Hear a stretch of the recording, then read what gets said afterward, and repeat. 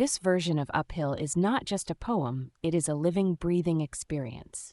It is the conversation you have with yourself after a long day, the reassurance you seek when life feels relentless.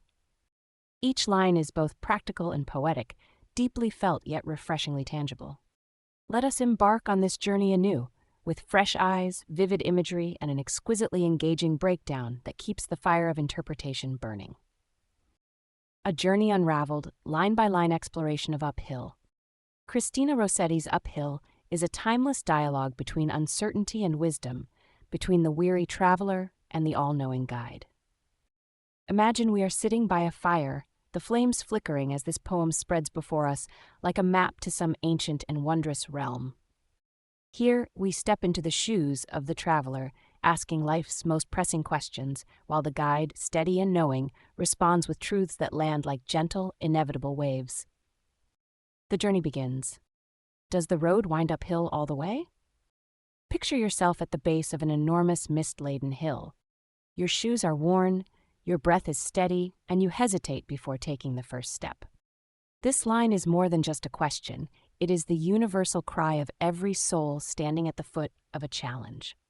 The road is life, and wind uphill all the way is the haunting realization that ease is not part of the itinerary. The way is steep, winding, deceptive, full of switchbacks and unseen turns. The speaker is not asking out of curiosity, they are asking out of weariness. Will it ever get easier? Yes, to the very end. The guide's response is firm, absolute.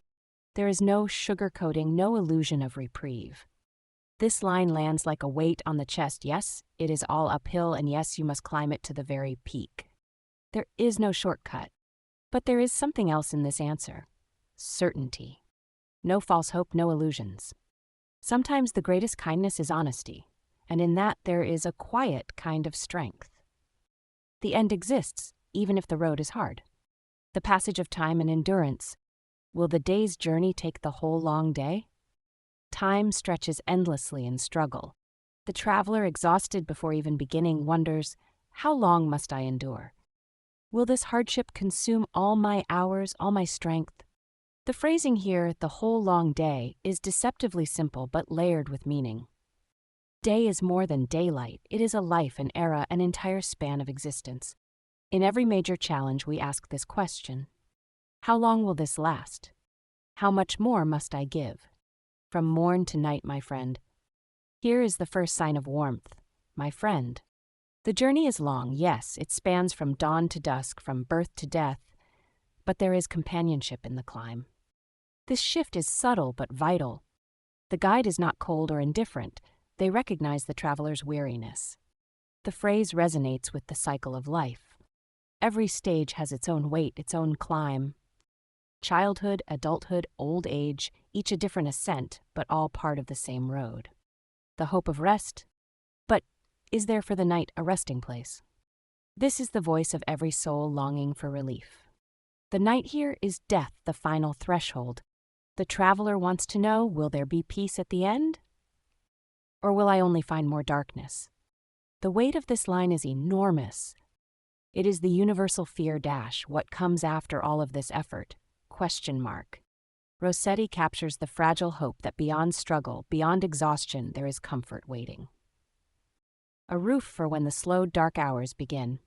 The answer is firm, soothing. Yes, there is a place. A roof is something real, tangible. It is not abstract comfort, but actual shelter, an inn standing against the night. The darkness may creep in, slow and inevitable, but it will not swallow the traveler. There is sanctuary. This is an answer to all the fears of being lost, of struggling only to be forgotten. It is the promise that after the journey there will be warmth, protection, and reprieve. The fear of losing one's way. May not the darkness hide it from my face. Doubt resurfaces. The traveler is not just tired, they are afraid. What if I miss it? What if I wander too far and never find the inn? What if, at the last moment, I am left outside? This fear is deeply human. We all wonder, what if I do not make it? What if I do everything right and still get lost? It is the fear of dying without closure, without fulfillment, without knowing peace. You cannot miss that inn. The answer is final, unwavering. You cannot miss it. It is not a distant, hidden thing, it is there, waiting. The guide reassures the traveler that no matter how weary, how uncertain, they will reach the place of rest. This is the ultimate comfort. The road may be brutal, but the destination is assured. The community of travelers. Shall I meet other wayfarers at night? The traveler now looks beyond themselves. Will I be alone at the end? Or will there be others? This question carries the longing for connection. Even in rest, in death, we do not want solitude. We want familiar faces, voices, the presence of those who have walked before us. It is a quiet, universal hope that after all the struggle, we are not alone. Those who have gone before. The response is both simple and profound. The traveler will not be the first. Others have walked this road, have climbed the same hills, have struggled with the same burdens. There is solace in this. No one suffers uniquely, no one is alone in hardship. The same truth applies in grief, in hardship, in any great journey we follow footsteps already laid down before us. The final threshold. Then must I knock or call when just in sight? The traveler, now nearing the end, wonders, what must I do to enter? Must I prove myself? Must I call out and be judged? It is a question of acceptance. Even at the last moment, there is uncertainty. Even in approaching the inn, the traveler fears rejection. They will not keep you standing at that door. The guide's response is the most comforting yet. You will not be left outside. There is no final test, no moment of desperate knocking.